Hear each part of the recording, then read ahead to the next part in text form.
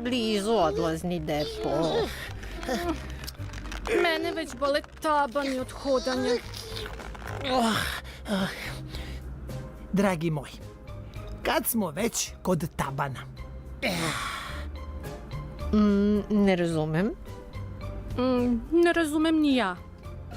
Množina je tabani, a jednina? Taban? Tako je, taban.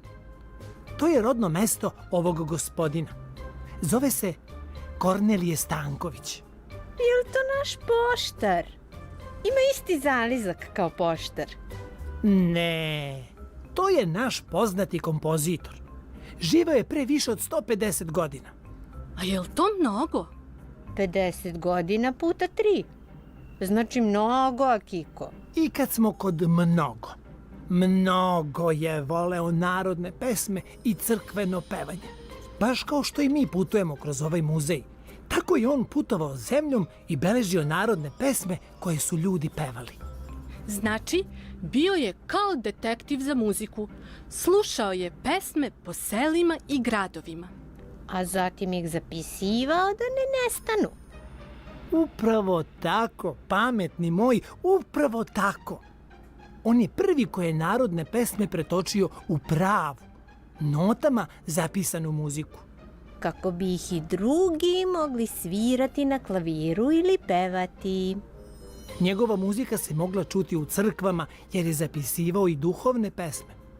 A mogla se čuti i na koncertima gde je sviranjem i pevanjem predstavljao srpsku muziku drugim narodima. A da li je on poznavao našeg čika poštara? Nije ga poznavao, ali ja ga poznajem. Kornelije Stanković sahranjen je na Novom groblju, u Aleji Velikana.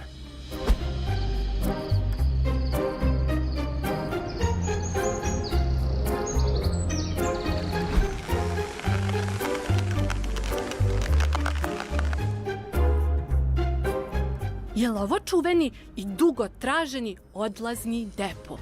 Jeste.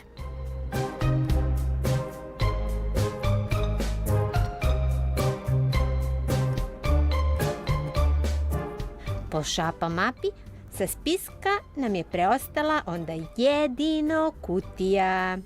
Još kutija i doviđence. Kutija je unutra. A ja sam unutar kutije.